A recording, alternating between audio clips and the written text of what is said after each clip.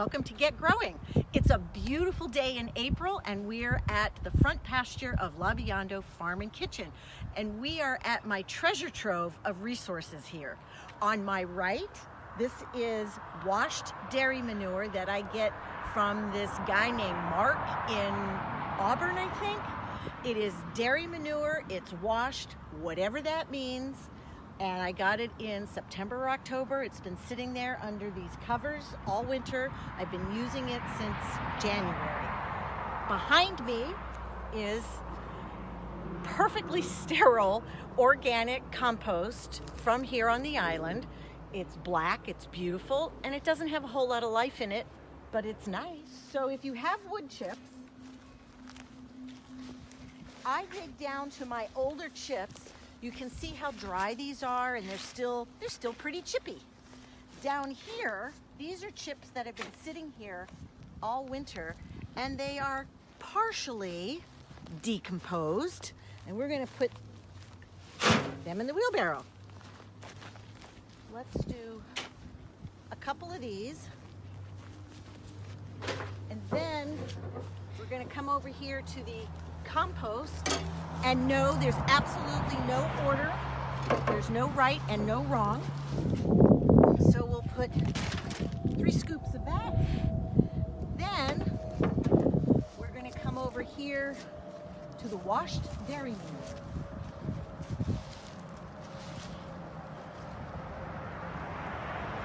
Oh, look at all those worms in there. So I have discovered that this manure has a whole lot less weed in it, which is very cool. And that's Hazel over there hunting for rats. Okay, so you can see that was an exact measurement of some of this, some of that, and some of the other. Now we'll go back to the greenhouse and mix it all up. Before we go into the greenhouse, let's mix this up. And I'm gonna grab a tiny, smaller thing and break up some of the manure. Yes, it got wet. So what I'm doing here is just mixing in the wood chips, the compost, the manure, and you can do it any way that suits you. I suppose you could use a stick blender if you had one with a really big blade on it. And the wood chips, if they're at least partially decomposed, they add some lightness to your mix.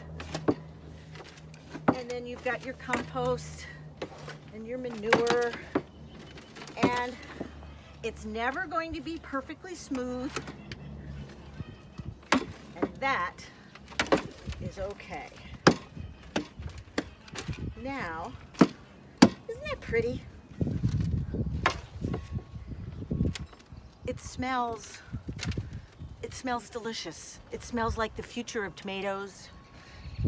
Ooh, I smell some flowers in there, and some shallots, and some basil. Doesn't taste like much. Okay, now let's go into the greenhouse.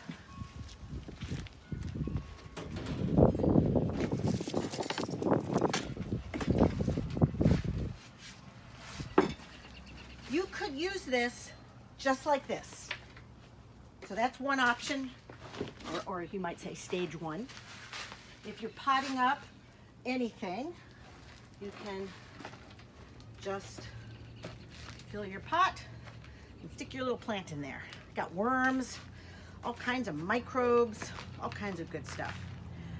Also, if you feel like, oh, it's just a little too heavy, you can add some professional potting mix.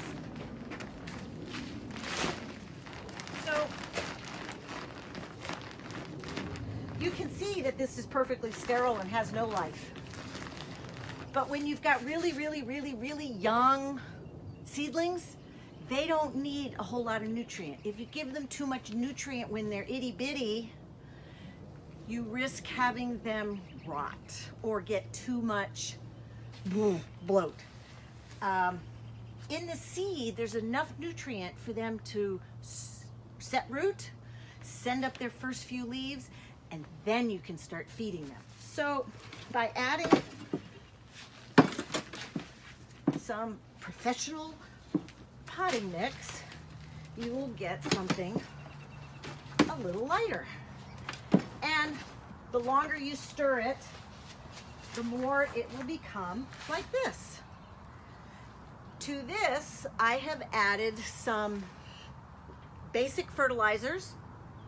I've added some lime because, like Michelle Crawford says, lime is like the straw in your soil. It allows the uptake of the other nutrients that you put in it. So, put in a little lime, the lime in the coconut, and drink it all up. And there you have it. You have beautiful soil. Thank you for watching, and plant something, anything. See you soon.